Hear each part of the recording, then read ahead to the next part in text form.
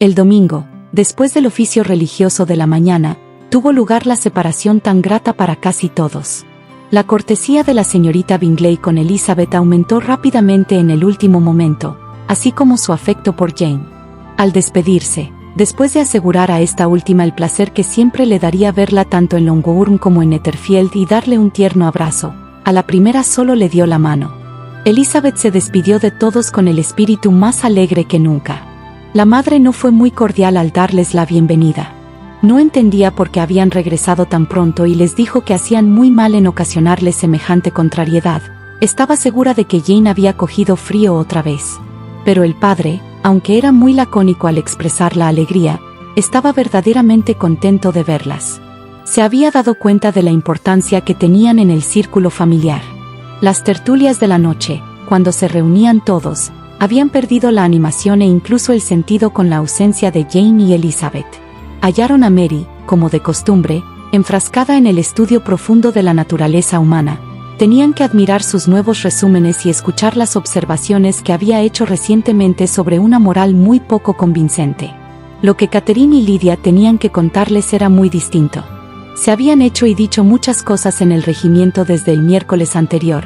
Varios oficiales habían cenado recientemente con su tío, un soldado había sido azotado, y corría el rumor de que el coronel Forster iba a casarse. «Espero, querida», dijo el señor Bennet a su esposa, mientras desayunaban a la mañana siguiente, «que hayas preparado una buena comida, porque tengo motivos para pensar que hoy se sumará uno más a nuestra mesa». «¿A quién te refieres, querido?» «No tengo noticia de que venga nadie, a no ser que a Charlotte Lucas se le ocurra visitarnos, y me parece que mis comidas son lo bastante buenas para ella. No creo que en su casa sean mejores. La persona de la que hablo es un caballero, y forastero». Los ojos de la señora Bennet relucían como chispas. «¿Un caballero y forastero? Es el señor Bingley, no hay duda. ¿Por qué nunca dices ni palabra de estas cosas, Jane? ¿Qué cuca eres? Bien, me alegraré mucho de verlo. Pero, Dios mío, qué mala suerte. Hoy no se puede conseguir ni un poco de pescado. Lydia, cariño, toca la campanilla. Tengo que hablar con Gil al instante». «No es el señor Bingley», dijo su esposo. «Se trata de una persona que no he visto en mi vida». Estas palabras despertaron el asombro general, y él tuvo el placer de ser interrogado ansiosamente por su mujer y sus 5 hijas a la vez. Después de divertirse un rato, excitando su curiosidad, les explicó. «Hace un mes recibí esta carta, y la contesté hace unos 15 días, porque pensé que se trataba de un tema muy delicado y necesitaba tiempo para reflexionar. Es de mi primo, el señor Collins, el que, cuando yo me muera, puede echaros de esta casa en cuanto le apetezca».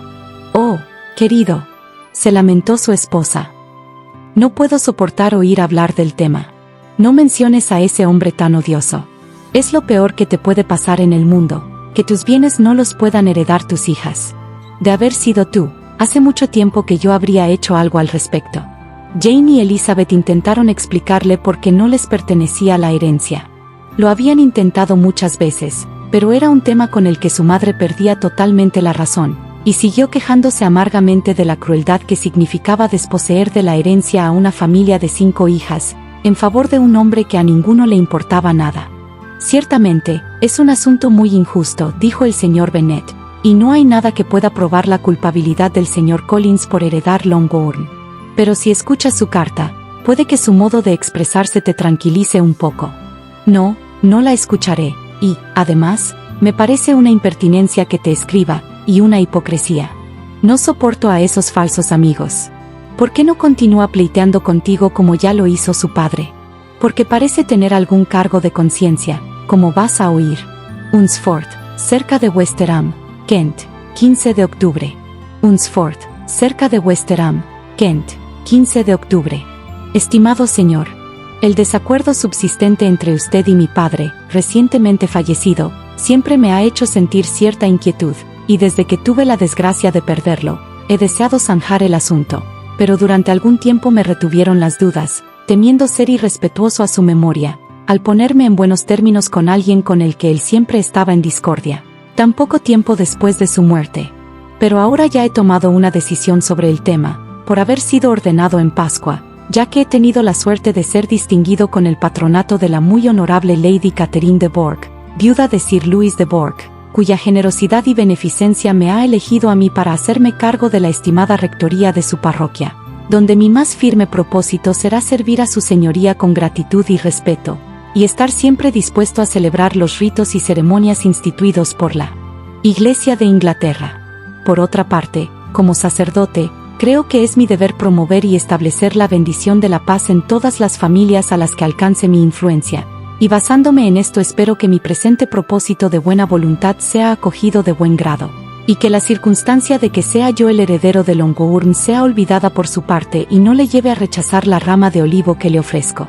No puedo sino estar preocupado por perjudicar a sus agradables hijas, y suplico que se me disculpe por ello. También quiero dar fe de mi buena disposición para hacer todas las enmiendas posibles de ahora en adelante.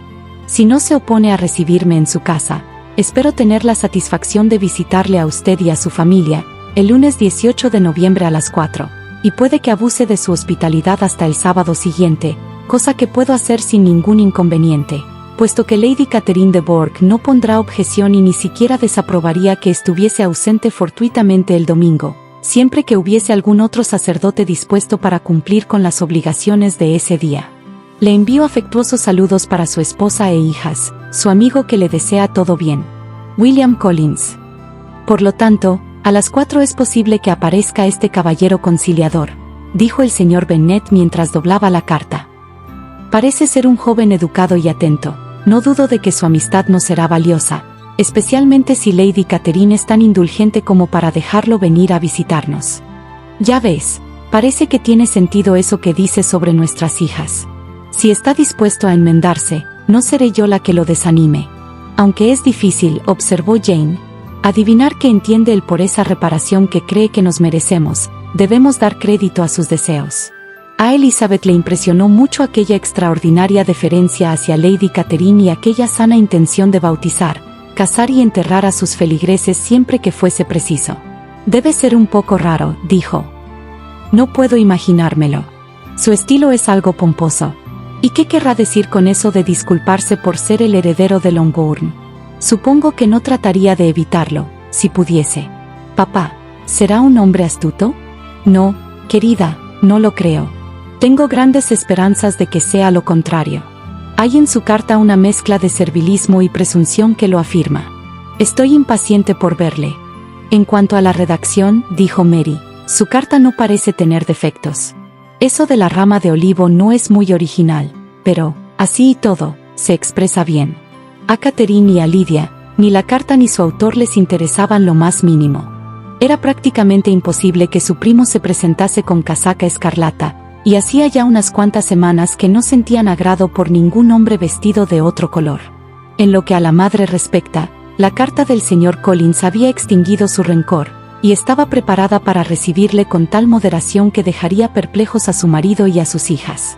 El señor Collins llegó puntualmente a la hora anunciada y fue acogido con gran cortesía por toda la familia.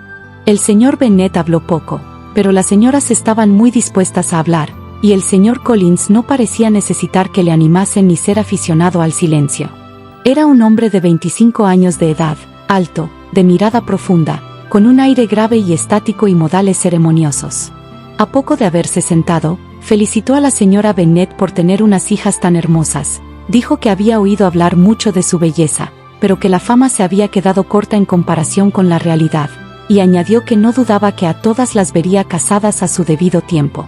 La galantería no fue muy del agrado de todas las oyentes, pero la señora Bennet, que no se andaba con cumplidos, contestó enseguida. Es usted muy amable y deseo de todo corazón que sea como usted dice, pues de otro modo quedarían las pobres bastante desamparadas, en vista de la extraña manera en que están dispuestas las cosas. ¿Alude usted, quizá, a la herencia de esta propiedad? Ah, en efecto, señor. No me negará usted que es una cosa muy penosa para mis hijas. No le culpo, ya sabe que en este mundo estas cosas son solo cuestión de suerte. Nadie tiene noción de qué va a pasar con las propiedades una vez que tienen que ser heredadas. Siento mucho el infortunio de sus lindas hijas, pero voy a ser cauto, no quiero adelantarme y parecer precipitado. Lo que sí puedo asegurar a estas jóvenes, es que he venido dispuesto a admirarlas. De momento, no diré más, pero quizá, cuando nos conozcamos mejor. Le interrumpieron para invitarle a pasar al comedor, y las muchachas se sonrieron entre sí. No solo ellas fueron objeto de admiración del señor Collins. Examinó y elogió el vestíbulo, el comedor y todo el mobiliario, y las ponderaciones que de todo hacía, habrían llegado al corazón de la señora Bennet, si no fuese porque se mortificaba pensando que Collins veía todo aquello como su futura propiedad. También elogió la cena y suplicó se le dijera a cuál de sus hermosas primas correspondía el mérito de haberla preparado. Pero aquí, la señora Bennet le atajó sin miramiento diciéndole que sus medios le permitían tener una buena cocinera y que sus hijas no tenían nada que hacer en la cocina. Él se disculpó por haberla molestado y ella, en tono muy suave, le dijo que no estaba nada ofendida. Pero Collins continuó excusándose casi durante un cuarto de hora. El señor Bennet apenas habló durante la cena, pero cuando ya se habían retirado los criados, creyó que había llegado el momento oportuno para conversar con su huésped. Comenzó con un tema que creía sería de su agrado, y le dijo que había tenido mucha suerte con su patrona. La atención de Lady Catherine de Bourgh a sus deseos y su preocupación por su bienestar eran extraordinarios. El señor Bennet no pudo haber elegido nada mejor. El señor Collins hizo el elogio de Lady Catherine con gran elocuencia. El tema elevó la solemnidad usual de sus maneras, y, dándose mucha importancia, afirmó que nunca había visto un comportamiento como el suyo en una persona de su alcurnia ni tal afabilidad y condescendencia. Se había dignado dar su aprobación a los 2 sermones que ya había tenido el honor de pronunciar en su presencia, le había invitado a comer 2 veces en Rosings, y el mismo sábado anterior mandó a buscarle para que completase su partida de cuatrillo durante la velada. Conocía a muchas personas que tenían a Lady Catherine por orgullosa, pero él no había visto nunca en ella más que afabilidad. Siempre le habló como lo haría a cualquier otro caballero, no se oponía a que frecuentase a las personas de la vecindad, ni a que abandonase por 1 o 2 semanas la parroquia a fin de ir a ver a sus parientes. Siempre tuvo a bien recomendarle que se casara cuanto antes con tal de que eligiese con prudencia, y le había ido a visitar a su humilde casa, donde aprobó todos los cambios que él había hecho, llegando hasta sugerirle alguno ella misma, como, por ejemplo, poner algunas repisas en los armarios de las habitaciones de arriba. Todo eso está muy bien y es muy cortés por su parte, comentó la señora Bennet. Debe ser una mujer muy agradable. Es una pena que las grandes damas en general no se parezcan mucho a ella. ¿Vive cerca de usted? Rosings Park, residencia de su señoría, está solo separado por un camino de la finca en la que está ubicada mi humilde casa. Creo que dijo usted que era viuda. ¿Tiene familia? No tiene más que una hija, la heredera de Rosings y de otras propiedades extensísimas. ¡Ay!, suspiró la señora Bennet moviendo la cabeza. Está en mejor situación que muchas otras jóvenes. ¿Qué clase de muchacha es? ¿Es guapa? Es realmente una joven encantadora. La misma Lady Catherine dice que, haciendo honor a la verdad, en cuanto a belleza se refiere, supera con mucho a las más hermosas de su sexo, porque hay en sus facciones ese algo que revela en una mujer su distinguida cuna. Por desgracia es de constitución enfermiza, lo cual le ha impedido progresar en ciertos aspectos de su educación que, a no ser por eso, serían muy notables, según me ha informado la señora que dirigió su enseñanza y que aún vive con ellas. Pero es muy amable y a menudo tiene la bondad de pasar por mi humilde residencia con su pequeño faetón y sus jacas. ¿Ha sido ya presentada en sociedad? No recuerdo haber oído su nombre entre las damas de la corte. El mal estado de su salud no le ha permitido, desafortunadamente, ir a la capital, y por ello, como le dije un día a Lady Catherine, ha privado a la corte británica de su ornato más radiante.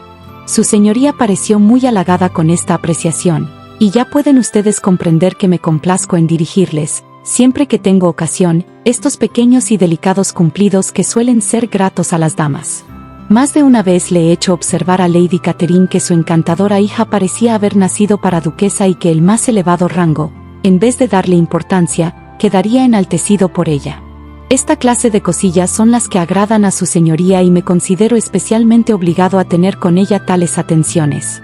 Juzga usted muy bien, dijo el señor Bennet, y es una suerte que tenga el talento de saber adular con delicadeza. ¿Puedo preguntarle si esos gratos cumplidos se le ocurren espontáneamente o si son el resultado de un estudio previo? Normalmente me salen en el momento, y aunque a veces me entretengo en meditar y preparar estos pequeños y elegantes cumplidos para poder adaptarlos en las ocasiones que se me presenten, siempre procuro darles un tono lo menos estudiado posible. Las suposiciones del señor Bennet se habían confirmado. Su primo era tan absurdo como él creía. Le escuchaba con intenso placer, conservando, no obstante, la más perfecta compostura, y, a no ser por alguna mirada que le lanzaba de vez en cuando a Elizabeth, no necesitaba que nadie más fuese partícipe de su gozo. Sin embargo, a la hora del té ya había tenido bastante, y el señor Bennet tuvo el placer de llevar a su huésped de nuevo al salón. Cuando el té hubo terminado, le invitó a que leyese algo en voz alta a las señoras. Collins accedió al punto y trajeron un libro, pero en cuanto lo vio, se notaba enseguida que era de una biblioteca circulante. Se detuvo, pidió que le perdonaran y dijo que jamás leía novelas. Kitty le miró con extrañeza y a Lydia se le escapó una exclamación. Le trajeron otros volúmenes y tras algunas dudas eligió los sermones de Fordyce. No hizo más que abrir el libro y ya Lydia empezó a bostezar, y antes de que Collins, con monótona solemnidad, hubiese leído 3 páginas, la muchacha le interrumpió diciendo: «¿Sabes, mamá, que el tío Phillips habla de despedir a Richard? Y si lo hace, lo contratará el coronel Forster. Me lo dijo la tía el sábado. Iré mañana a Meryton para enterarme de más y para preguntar cuándo viene de la ciudad el señor Denny».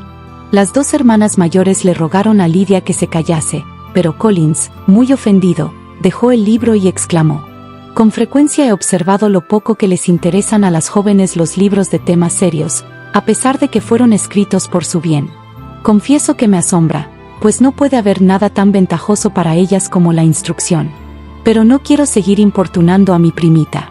Se dirigió al señor Bennet y le propuso una partida de backgammon. El señor Bennet aceptó el desafío y encontró que obraba muy sabiamente al dejar que las muchachas se divirtiesen con sus frivolidades. La señora Bennet y sus hijas se deshicieron en disculpas por la interrupción de Lydia y le prometieron que ya no volvería a suceder si quería seguir leyendo. Pero Collins les aseguró que no estaba enojado con su prima y que nunca podría interpretar lo que había hecho como una ofensa. Y, sentándose en otra mesa con el señor Bennet, se dispuso a jugar al backgammon. El señor Collins no era un hombre inteligente, y a las deficiencias de su naturaleza no las había ayudado nada ni su educación ni su vida social. Pasó la mayor parte de su vida bajo la autoridad de un padre inculto y avaro, y aunque fue a la universidad, solo permaneció en ella los cursos meramente necesarios y no adquirió ningún conocimiento verdaderamente útil. La sujeción con que le había educado su padre, le había dado, en principio, gran humildad a su carácter, pero ahora se veía contrarrestada por una vanidad obtenida gracias a su corta inteligencia, a su vida retirada y a los sentimientos inherentes a una repentina e inesperada prosperidad. Una afortunada casualidad le había colocado bajo el patronato de Lady Catherine de Bourgh, cuando quedó vacante la rectoría de Hunsford, y su respeto al alto rango de la señora y la veneración que le inspiraba por ser su patrona, unidos a un gran concepto de sí mismo, a su autoridad de clérigo y a sus derechos de rector, le habían convertido en una mezcla de orgullo y servilismo, de presunción y modestia.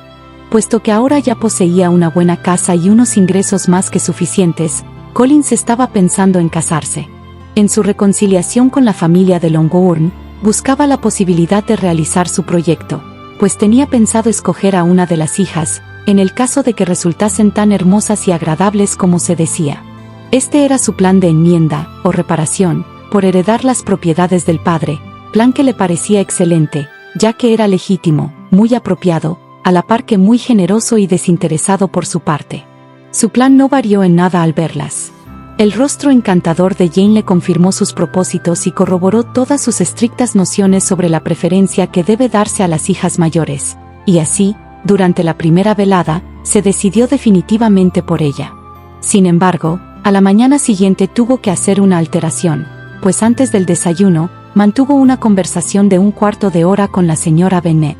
Empezaron hablando de su casa parroquial, lo que le llevó, naturalmente, a confesar sus esperanzas de que pudiera encontrar en Longbourn a la que había de ser señora de la misma.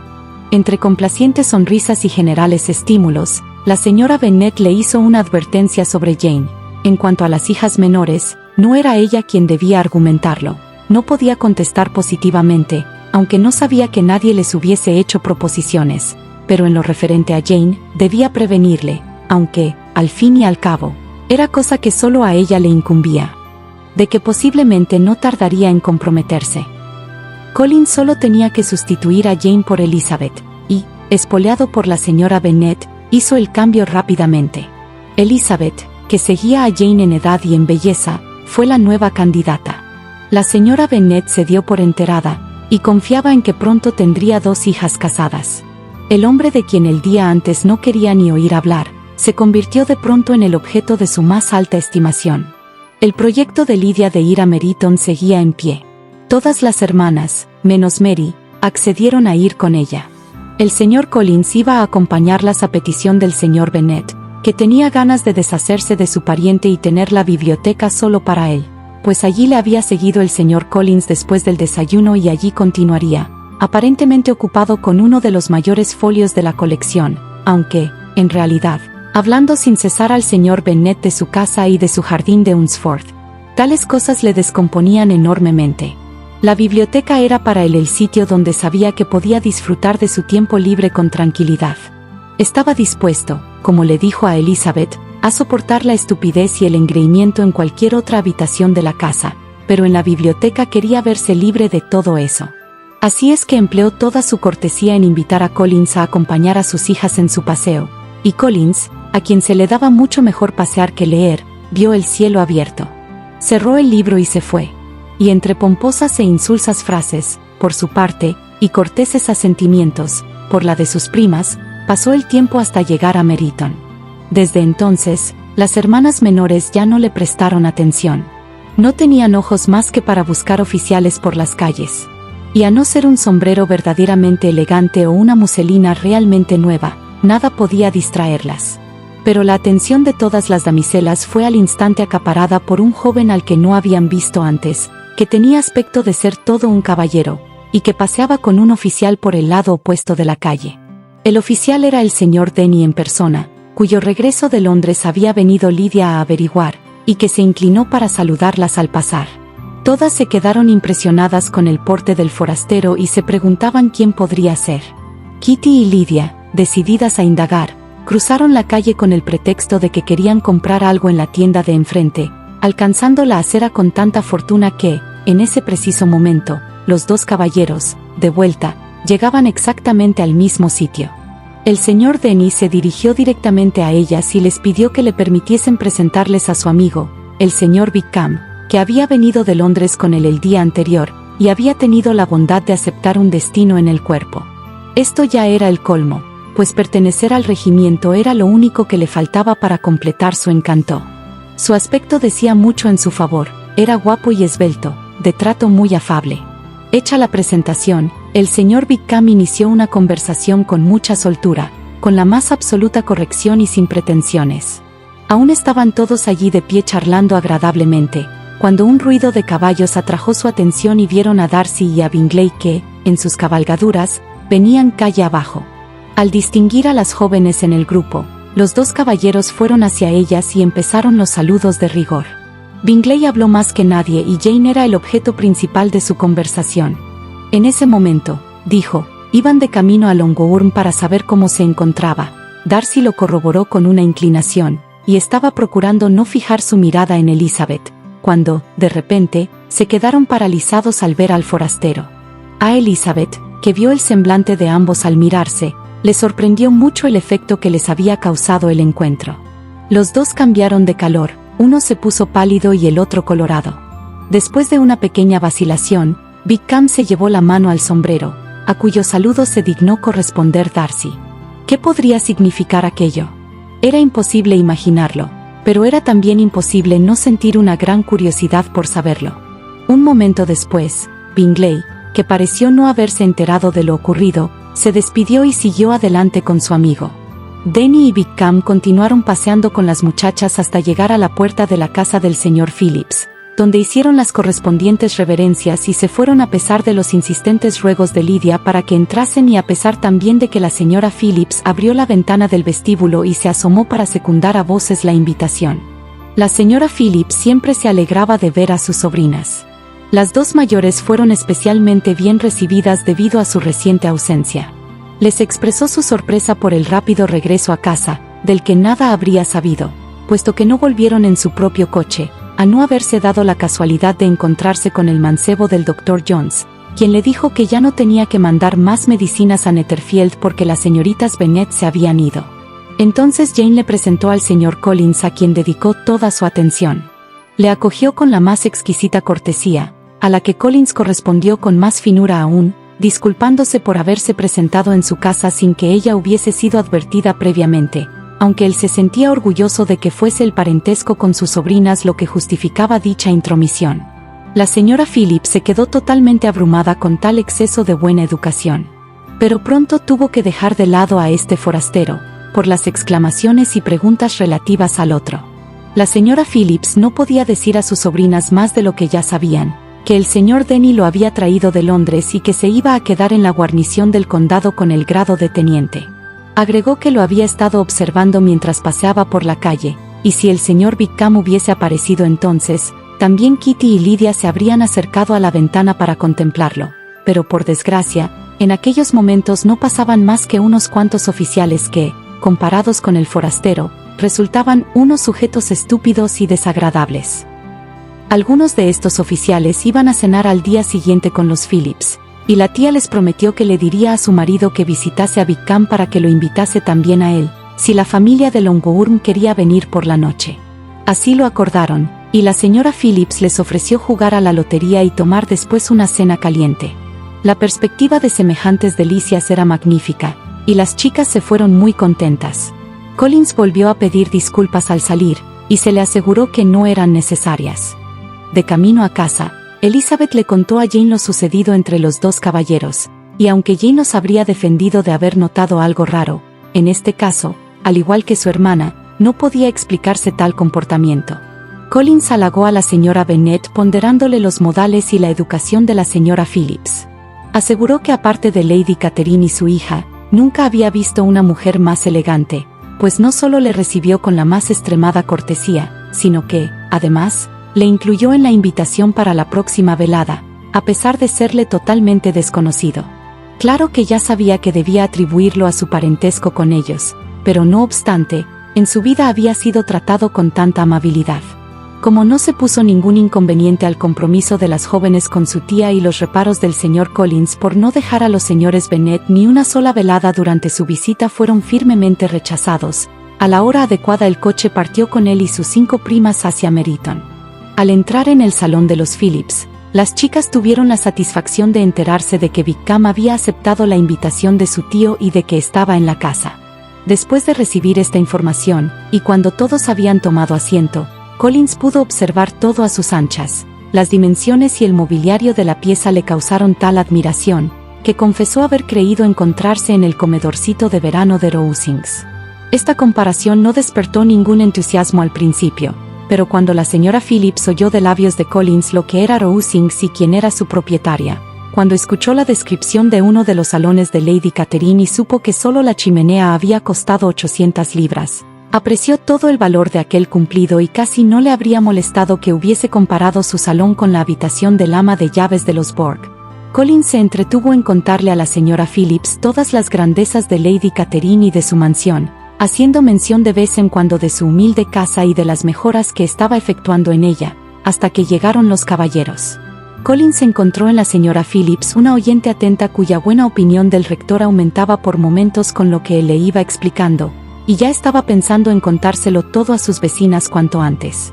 A las muchachas, que no podían soportar a su primo, y que no tenían otra cosa que hacer que desear tener a mano un instrumento de música y examinar las imitaciones de China de la repisa de la chimenea, se les estaba haciendo demasiado larga la espera.